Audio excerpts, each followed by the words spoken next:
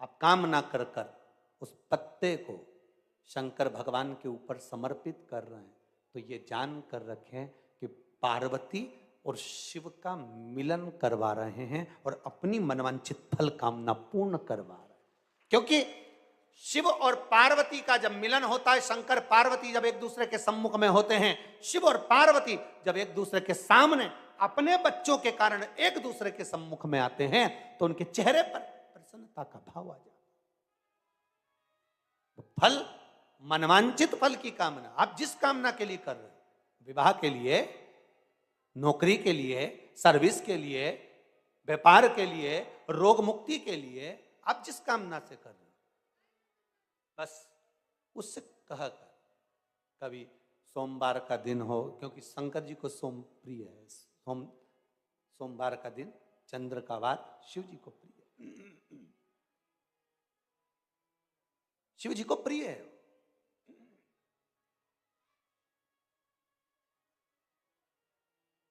किसी ने पूछा, गुरुजी शिव जी की प्रियता चंद्र में? हाँ, क्योंकि चंद्र शीतल है, शंकर भगवान के कंठ पर विष है, शीतलता का भाव अच्छा लगता है।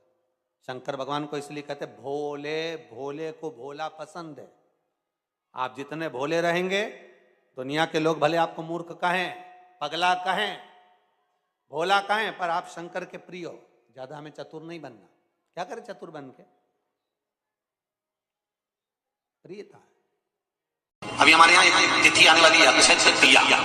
उसका मतलब क्या होता है? अक्षय, जिसका कभी क्षय ना हो। कई लोगों ने महत्व को बिगाड़ दिया। के दिन सामान लेकर आना है, चांदी का बर्तन लेकर आना है, ये सामान लेकर आना है, वो सामान लेकर आना, लाओ, मना नहीं है। हिंदू धर्म में ये रीति रही है, कोई सामग्री खरीदी जाती है, पीतल की, तांबे की, कोई वस्तु हम खरीदते हैं। पर आज का समय का जो फैशन बढ़ता गया तो कहा साहब चांदी के बर्तन खरीदना जरूरी है, चांदी का सामान खरीदना जरूरी है, सोने का पात्र, सोने की वस्तु खरीदना जरूरी है, ये सामग्री खरीदना। तो यहाँ शास्त्र नहीं कह रहा कि महाराज इतने महंगे महंगे पदार्थ खरीदो और घर में कर्जा कर लो। शास्त्र तो यह कहता है कि पूजन करना है आपको, अगर आप एक सामग्री भी लेकर आ रहे हैं तो उसमें आपका भाव जुड़ा होना चाहिए, कर्जा नहीं जुड़ा होना चाहिए। अक्षय तृतीया, उसका मतलब क्या होता है? अक्षय, जिसका कभी क्षय ना हो। जब हम भगवान शंकर को चावल का दाना चढ़ाते हैं, जैसे बहुत ध्यान दीजिएगा महाराज, बहुत समझने वाली बात है, बहुत ध्यान। चावल का दाना हमारे मस्तक पर तिलक करने के बाद पंडित जी क्यों लगाते हैं कि भगवान जैसा समय आज चल रहा है, आप पूजन कर रहे हो, पाठ कर रहे हो, दान कर रहे हो, पुण्य कर रहे हो, सत्कर्म कर रहे हो, भजन कर रहे हो, मेरा देव अधिदेव महादेव, मेरा नारायण, मेरा सत्यनारायण भगवान, मेरा राम जी, मेरा विष्णु जी, मेरा भागवत मैया, मेरी रामायण मैया।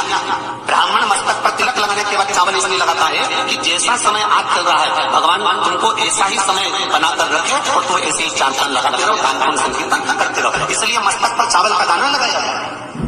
तो यहाँ शिव महापुराण की कथा करें, चावल का दाना शिव जी को क्यों चढ़ाते हैं, भगवान को क्यों समर्पित करते हैं, भगवान की पूजन में अक्षत क्यों समर्पित करते हैं, चावल क्यों समर्पित करते हैं, उसका कारण क्या है? तो कहा आज मैंने जब चावल का दाना आपको समर्पित करा है, जिस भाव से, जिस विश्वास से, जिस श्रद्धा से, जिस मन से मैं आपको रिझा रही हूँ, हे भोलेनाथ मेरी ये मनोकामना पूर्ण कर इसको अक्षय कर देना, इसको अमर कर देना, बस इतनी कृपा आप लोगों से भी है।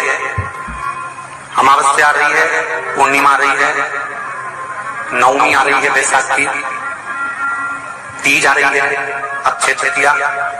सत्तू का प्रयोग अवश्य करना, करोगे ना? उसका दान अवश्य करना। कोई आए उसको थोड़ा सा सत्तू अवश्य खिलाना। 3 चीजें होती हैं सत्तू में, गेहूं, चने की दाल, जौ, इनको गलाया जाता है। रात भर गलाने के बाद इसको फिर सेका जाता है, सेक कर पिसाया जाता है, फिर उसका प्रयोग किया जाता है महाराज। चाहे फिर उसको घोल करा शक्कर के साथ, गुड़ के साथ, नमक के साथ, जीरे के साथ, पुदीना के साथ, जिसके साथ तुम्हें खाना है वो तुम्हारे ऊपर, पर दान करना सत्तू का जरूर है। एक चुटकी मात्र भी अगर सत्तू आपने दान किया है बैसाख महीने में, उसका फल जरूर मिलेगा, जरूर करना। हमने भी विचार करा है, जितने लोग ऑनलाइन दान कर रहे हैं, दान सहयोग राशि अकाउंट में डाल रहे हैं या सहयोग दे रहे हैं, तो अमावस्या, नौमी और पूर्णिमा को भी कुबेरेश्वर धाम में जितने भी भगत आते हैं उनको सत्तू का ही प्रसाद वितरण किया जाएगा। जो लोग दान दे रहे हैं उनके सहयोग से ही ये क्रम किया जाएगा। प्रयास शिव उपासना, शंकर का भजन, महाराज स्कंद पुराण में उठाकर पढ़ना कि आखिर मिट्टी के पात्र का जल बैसाख के महीने में शंकर को क्यों चढ़ाया जाता है। अगर मिट्टी का पात्र भी नहीं हो, तुम्हारे घर में मटका हो, सुरई हो, वो भी नहीं हो, तो एक दिए में मिट्टी के पानी भर लो और वो पानी तांबे के कलश के अंदर जो पानी है उसमें मिला लो। पर मिट्टी का जल शिव जी को क्यों चढ़ाया जाता है? स्कंद पुराण के अंदर वैसाख महत्व में लिखा कि जो अधोगति में मर गया होता है, अचानक मर गया होता है, एक्सीडेंट में मर गया होता है, उसकी जीने की और तमन्ना थी, अचानक कोई बीमारी लग गई और मर गया, कोई बड़ी बीमारी लगने के कारण चला गया, उसको बहुत कुछ करना था पर मर गया। उसके लिए वैसाख महीने में शंकर भगवान को जब हम मिट्टी के पात्र का जल समर्पित करते हैं तो वो जीव तड़पता नहीं है, कहीं भटकता नहीं है। उसको गया में पितरों में मिलाया कि नहीं मिलाया, बद्र विशाल में ब्रह्म का पाली करी कि नहीं करी, कभी पिंडदान, कभी तर्पण, तिलांजलि हुई कि नहीं हुई, पर मिट्टी के पात्र का जल वैसाख महीने में जाता है तो वो जीव कहीं पर भी हो उसकी मुक्ति हो जाती है, उसका मोक्ष हो जाता है। मिट्टी का कोई पात्र नहीं, कोई तारवन नहीं, तो आप दिए के अंदर भी जल भरकर उसको तांबे के लोटे में मिलाकर शिव जी को चढ़ा सकते हो। वैसाख महीने में जिस नारी के गर्भ में बच्चा 1-2 महीने का, 4 महीने का किसी का गिर गया हो, बच्चा चले गया 2 महीना, 4 महीना, 6 महीने का समाप्त हो, उसको चढ़ाना चाहिए वैसाख महीने में शिव को। कई लोगों ने महत्व को बिगाड़ दिया के दिन सामान लेकर आना है, चांदी का बर्तन लेकर आना है, ये सामान लेकर आना है, वो सामान लेकर आना, लाओ, मना नहीं है। हिंदू धर्म में ये रीति रही है, कोई सामग्री खरीदी जाती है, पीतल की, तांबे की, कोई वस्तु हम खरीदते हैं। पर आज का समय का जो फैशन बढ़ता गया तो कहा साहब चांदी के बर्तन खरीदना जरूरी है, चांदी का सामान खरीदना जरूरी है, सोने का पात्र, सोने की वस्तु खरीदना जरूरी है, ये सामग्री खरीदना। तो यहाँ शास्त्र नहीं कह रहा कि महाराज इतने महंगे महंगे पदार्थ खरीदो और घर में कर्जा कर लो। शास्त्र तो यह कहता है कि पूजन करना है आपको, अगर आप एक सामग्री भी लेकर आ रहे हैं तो उसमें आपका भाव जुड़ा होना चाहिए, कर्जा नहीं जुड़ा होना चाहिए। लक्ष्मी सबसे ज्यादा प्रसन्न कौन से दिन होती है? जम के बोलिए जरा। शुक्रवार। तो शुक्रवार को लक्ष्मी सबसे ज्यादा प्रसन्न क्यों होती है? उसका प्रसन्न होने का कारण क्या था? लक्ष्मी जी के 2 भाई थे, दोनों की शादी नहीं हो रही थी, दाता और विधाता, दोनों का विवाह नहीं हो रहा।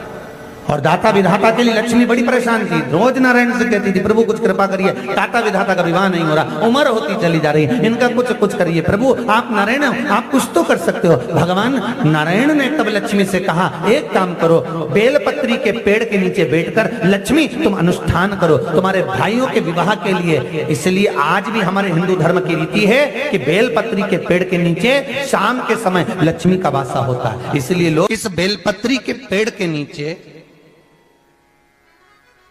तुम्हारा रात्रि को शाम को 6 बजे से लेकर रात्रि को 8 बजे तक तुम्हारा निवास होगा।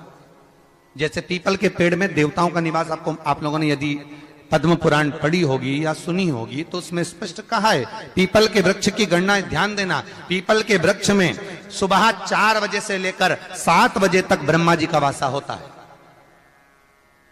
पीपल के वृक्ष में सुबह 7 बजे तक ब्रह्मा जी का वासा, 7 बजे से लेकर 10:30 बजे तक पीपल के वृक्ष में भगवान विष्णु का वासा होता है।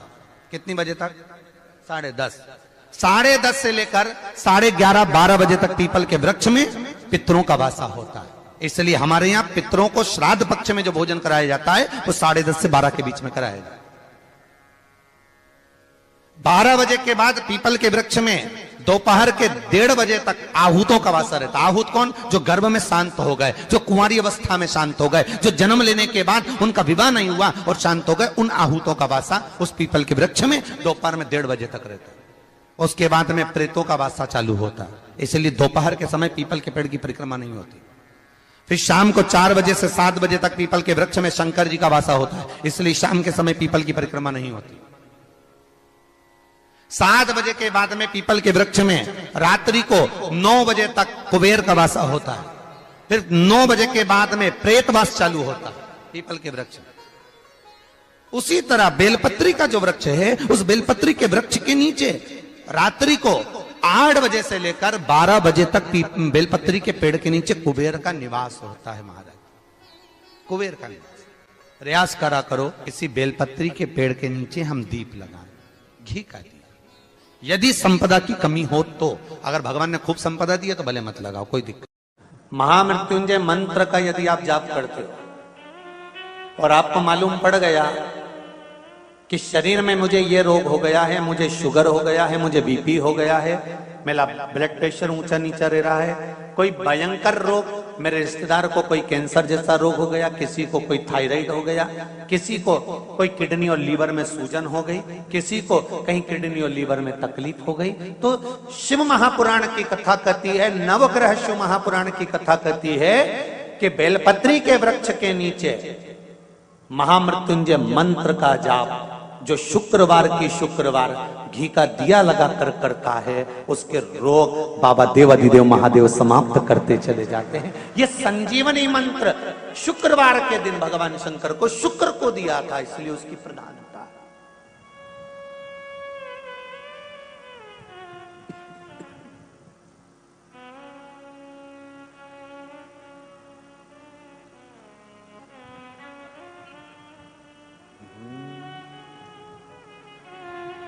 ये वो संजीवनी मंत्र।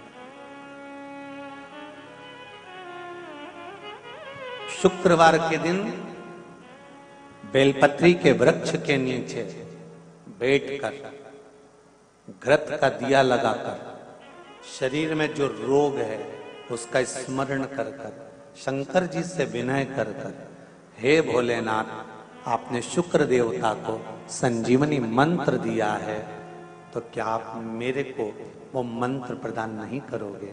मेरे रोग, मेरी बीमारी, मेरे दुख को आप नहीं हरोगे? शिव से कहो, ये शरीर आपने दिया है और भजन करने के लिए दिया है, स्मरण करने के लिए दिया है, कीर्तन करने के लिए दिया है, तो संभालोगे भी आप। और बेलपत्री की ओर मुख कर कर घी का दिया लगाकर महामृत्युंजय मंत्र का स्मरण कर लेने पर धीरे धीरे धीरे धीरे धीरे धीरे वो रोग समाप्ति की ओर आता चले जाता है। बेलपत्र चढ़ाओ मत चढ़ाओ, तुम धतूरा चढ़ाओ मत चढ़ाओ, पर दिल से अगर तुमने कहा तो उसका फल मिलेगा जरूर।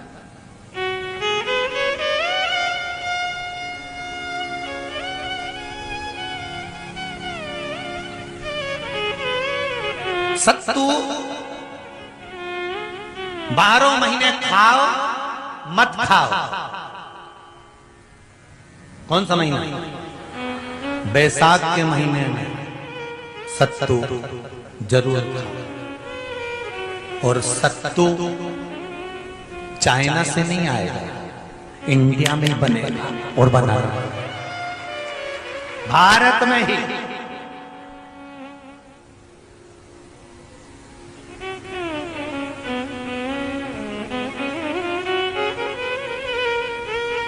चलो आ जाओ गरुड़ पुराण में।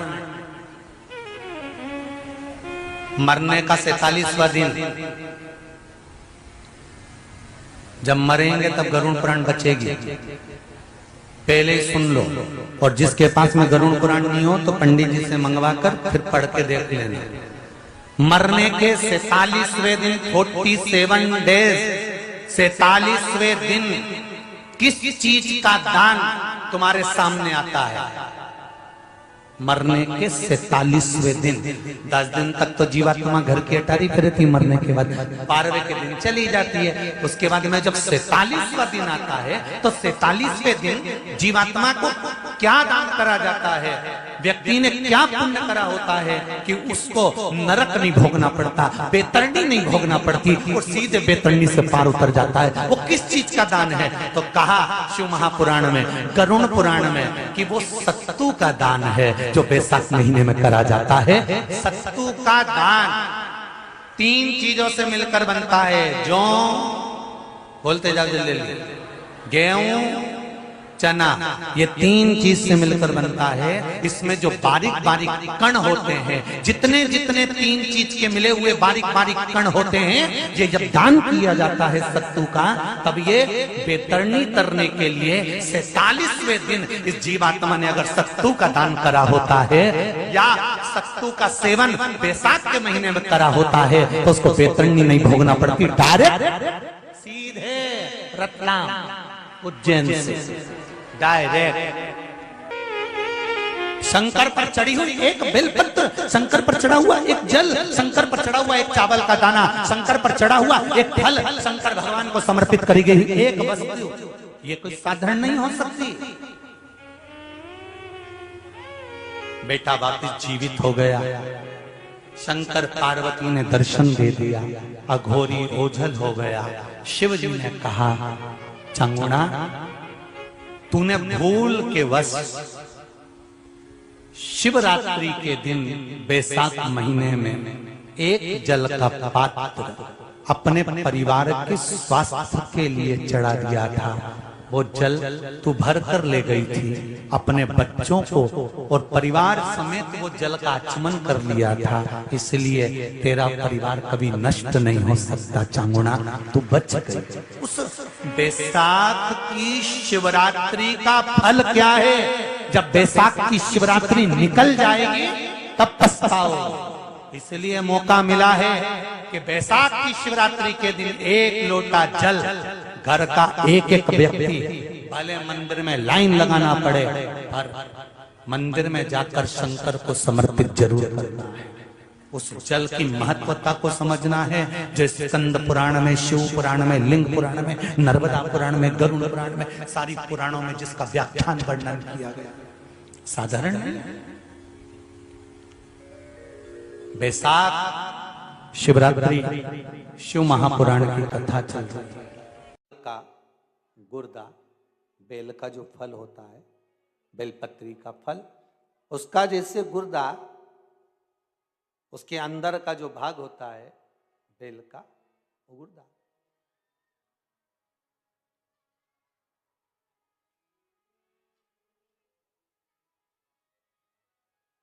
उसको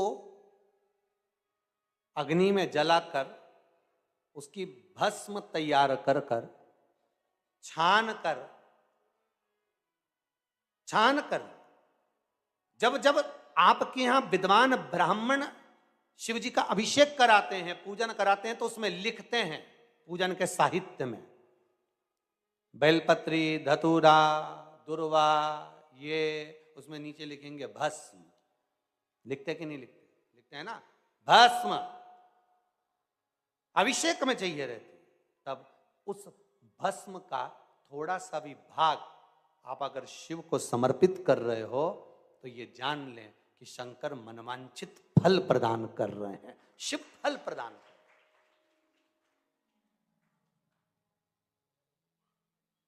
महाराज,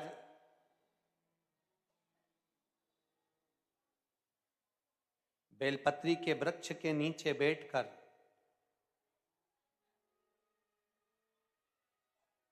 हाथ में एक बेलपत्र का पत्ता रखकर आप पंचाक्षर मंत्र नमः शिवाय, ओम नमः शिवाय या श्री शिवाय नमस्तुभ्यम या महामृत्युंजय मंत्र का स्मरण कर रहे हो, पर डंडी का भाग अपनी ओर, बेलपत्र की बीच वाली पत्ती का भाग बीच वाली उंगली की ओर रखकर अगर आप स्मरण कर रहे हैं और अपनी कामना कर कर बेलपत्री के वृक्ष के नीचे बैठकर उस पत्ते को सम्मुख रखकर बाबा से विनय कर कर एकांत में उस बेलपत्री के वृक्ष की छांव में, बेलपत्री के वृक्ष की छांव। इसलिए बार बार आप लोगों से निवेदन करा जा रहा है कि बैसाख के महाराज का तो यही काम है, कोई ना कोई उपाय बताता ही रहता है और लोगों को मंदिर भेजता ही रहता है। पर जब तक भगवान ने ये प्राण दिया है तब तक प्रयास करूंगा कि आप भी जिंदगी में स्वस्थ बने रहो और अपने जीवन को आनंद में जीते रहो। बैसाख के महीने में एक पकवान बनता है शंकर जी का,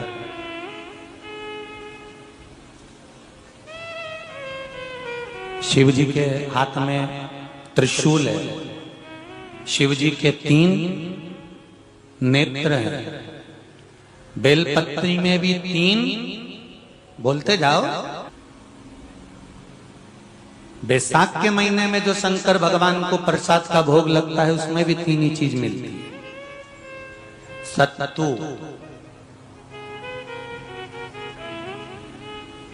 कोई दूसरे महीने में बनता है? जम के तो बोलो नहीं। कब बनता है? यही बैसाख के महीने में। चने की दाल, गेहूं और जौ, इन तीनों को गलाकर सेक कर जो सत्तू तैयार होता है, इसी बैसाख के महीने में परशुराम जयंती के दिन या अमावस्या के दिन या पूर्णिमा के दिन शंकर भगवान को समर्पित होता है और भगवान विष्णु को समर्पित होता है। दुनिया के लोग कहते क्या होता है सत्तू से? सास अपनी बहू से कहती है बेटा सत्तू बना ले, थोड़ा सा सत्तू बाजार से ले आना, 10 रुपए का खरीद कर ले आना। आज सत्तू, आज अपन पूजन करेंगे सत्तू की, अक्षय तृतीया है, थोड़ा सा पूज देंगे, थोड़ा सा भगवान को भोग लगा देंगे, सत्तू का लड्डू बना लेंगे। बोलो री जी, सही है कि गलत है? बाजार में भी सत्तू मिलता है तो बच्चे कहते हैं, बहुएं कहती हैं कौन खाएगा, काय को ला रहे हो, सत्तू का क्या काम है? पर शिव महापुराण की कथा कहती है, स्कंद पुराण की कथा कहती है, जिस समय पर बैसाख के महीने की सुंदर अमावस्या का दिन था, उस दिन माता पार्वती शंकर भगवान के लिए जब पकवान बनाने के लिए बैठी, कुछ नहीं मिला, तब माता पार्वती ने 3 अनाज को लिया, एक चना, दूसरा गेहूं और तीसरा जो, इन तीनों को भींग रहे थे उसको लेकर आए गंगा जी में से, उसको सेक कर माता ने अंगीठी पर और उसका जो सत्तू बनाकर शिव को दिया। शंकर भगवान ने कह दिया, सुन पार्वती, ये सत्तू नहीं, ये मेरी औषधि है। बैसाख के महीने में जो खाएगा वो जिंदगी भर रोएगा नहीं, शरीर से स्वस्थ होगा। अब उसको लोगों ने हंसी खेल में ले लिया, सत्तू का क्या काम, मम्मी हम नहीं खाएंगे, बड़ा पूरा।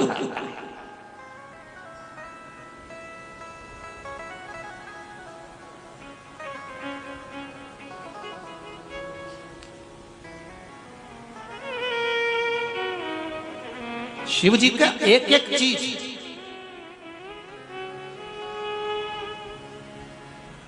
बैसाख के महीने में पियो बेल। बेल मतलब समझ गए? बेल का रस। बैसाख के महीने में पियो बेल और शरीर को रखो ऑलिव बेल, पियो।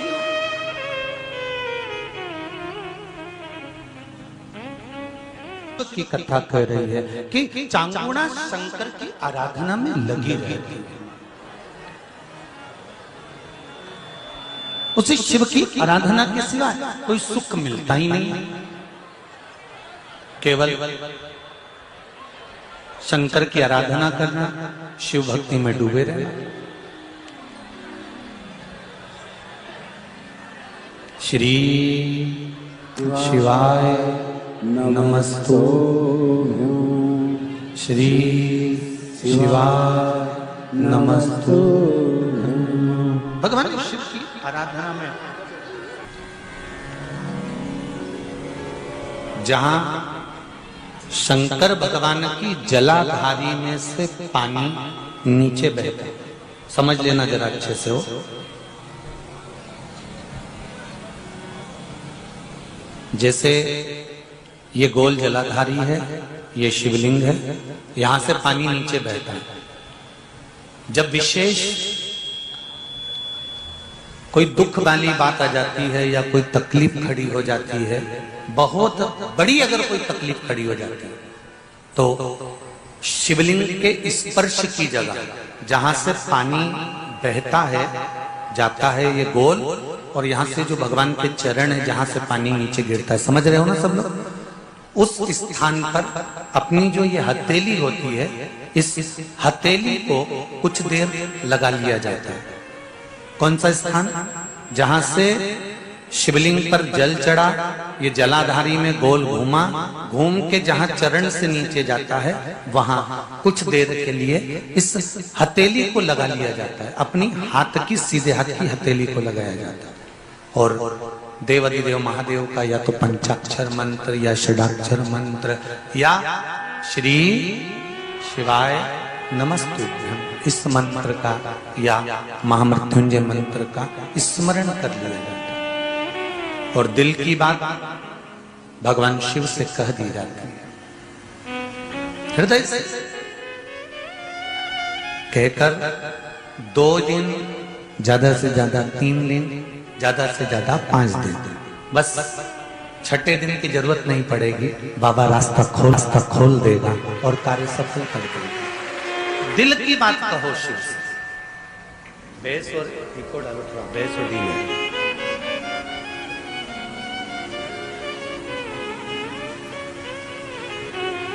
अपने दिल की बात कहिए बाबा से।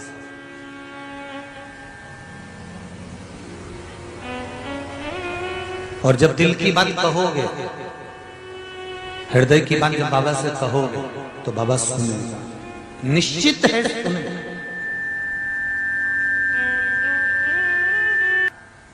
श्रीमद् महापुराण की कथा कहती है कि शंकर भगवान के शिवलिंग से लेकर जलाधारी में कुछ स्थान ऐसे हैं वहां पर हमारा मात्र स्पर्श कर अपने दिल की बात कह देने पर भी कार्य सफल हो जाता है। तुम जल चढ़ाओ मत चढ़ाओ, तुम बेलपत्र चढ़ाओ मत चढ़ाओ, तुम धतूरा चढ़ाओ मत चढ़ाओ, पर दिल से अगर तुमने कहा तो उसका फल मिलेगा।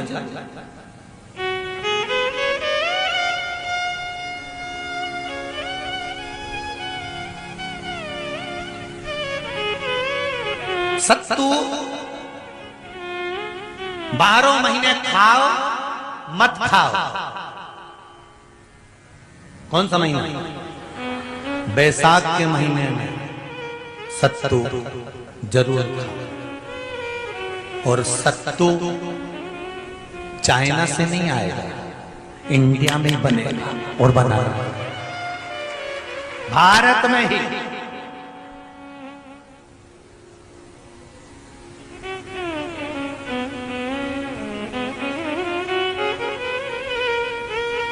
चलो आ जाओ गरुड़ पुराण में।